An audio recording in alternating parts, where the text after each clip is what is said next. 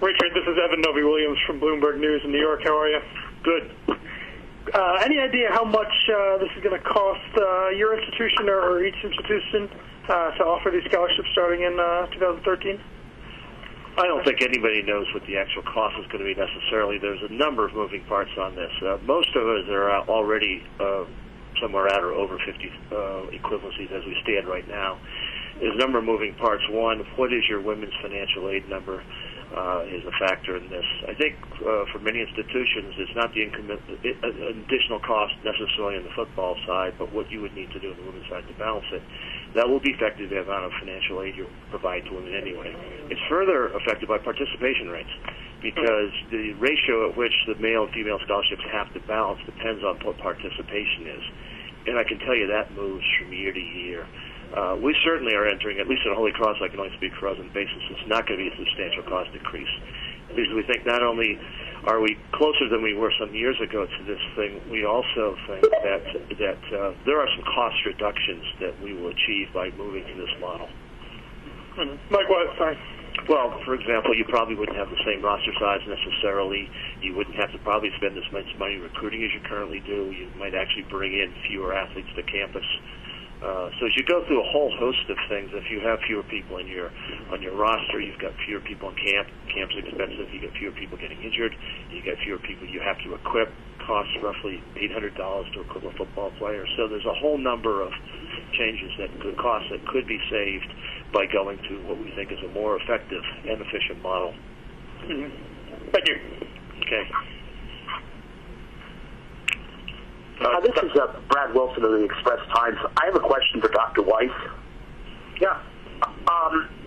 Dr. Weiss, the last time we went through this issue, you made it clear that Lafayette had, I believe the term was other priorities than granting football scholarships. I have a two-part question for you. Number one, is Lafayette planning to offer football scholarships now that they have been approved by the league? And number two, what changed between the last time this came up and now that you have decided to go ahead and do so, if you are going to do so? Yes, well, with regard to your first question, Lafayette believes that if this policy is to change as it has, that we will offer merit aid in football because we believe that it's necessary in order to continue to be competitive in the league and to be safe for our athletes.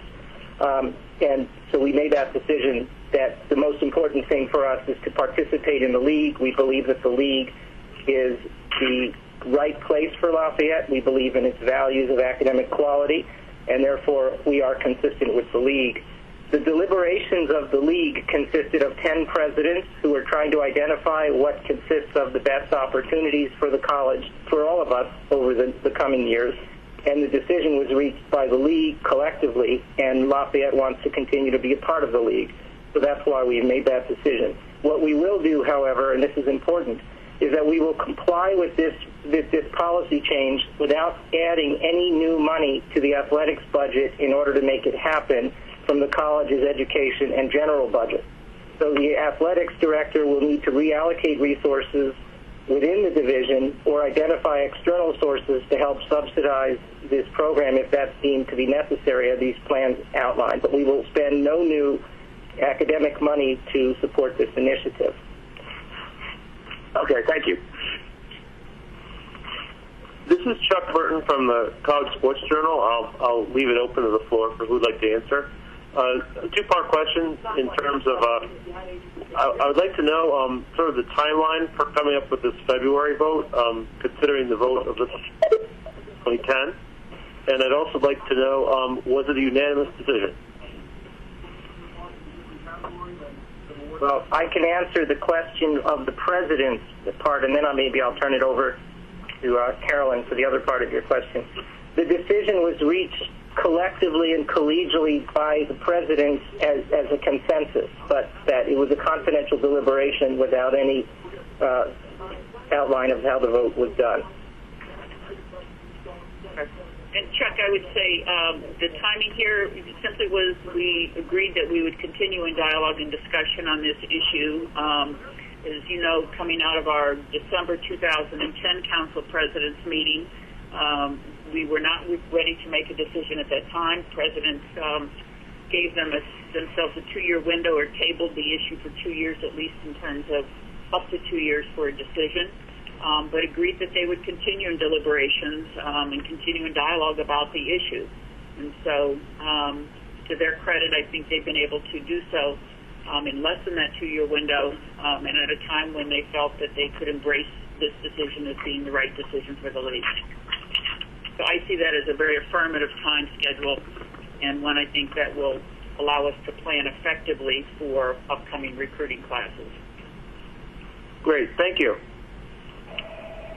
This is Keith Brawler from the Morning Call. Carolyn, can you tell me how this impacts Fordham, and what you think about maybe more schools being more attracted to the Patriot League by virtue of this decision, and also, how quick do you think would the Patriot League be welcoming other schools to add to what you have? Sure, Keith. Good question. I think, as you all know, that as we've been going through our deliberations, Fordham has continued to compete as a member in good standing of the Patriot League. Clearly, we made a decision that they would not be eligible once they started admitting athletes with athletic merit aid, and so they have not been eligible the last 2 years. One of the things that we will need to address this spring is when again that they would become eligible for the league championship and our automatic qualification into the NCAA tournament. But Fordham certainly has continued with the league in good standing, and has every intention of continuing forward with us, hopefully for a very long time. And we look forward to just making a decision that's good for Fordham, as well as fair to the rest of our member schools with respect to their qualification for our AQ and league championship. With respect to the membership opportunities, I think one of the things we determined was that we first needed to come to a decision, a resolution on this issue of merit aid for football before taking any steps or pursuing opportunities for expansion. The expansion piece is probably the next thing on our agenda, at least for discussion with the athletic directors and the presidents. I don't think we're going to be in any rush. I think there would be some attraction to adding 1 or 2 more members on the football side, and perhaps 1 or 2 more members on the full member side. But those conversations have yet to take place, and I expect that we'll be in a good position to do that over the course of the next year or so. Okay, thank you very much.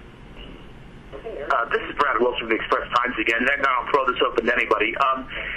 With the granting of the financial aid and et cetera, is there any possibility that there might be an increased scheduling of Army and Navy, basically league members in every other sport by league members for non-league games? Was that a factor in the discussion? Has that been talked about at all? Are you speaking specifically about football? Yeah, specifically about football, yeah. Sure. They have indicated a strong interest and willingness. As you know, they can each play one bowl-eligible team that is a non-FBS institution. They've both indicated a willingness to find spots for us on their schedule. Navy's schedule obviously has changed a good bit in the last month or so here with their announcement about their Big East affiliation, so we'll have to wait to see how that plays out. And I think West Point is scheduled out probably through 15 or so. But I think that will be very much part of our conversation as full members. I think they are very committed to playing against our institutions whenever that makes sense for their football programs. But we'll also be looking at other outstanding academic institutions should our schools be bowl eligible, and I think a number of them will be over time, to add some of those games to our schedules where appropriate. Great, thank you.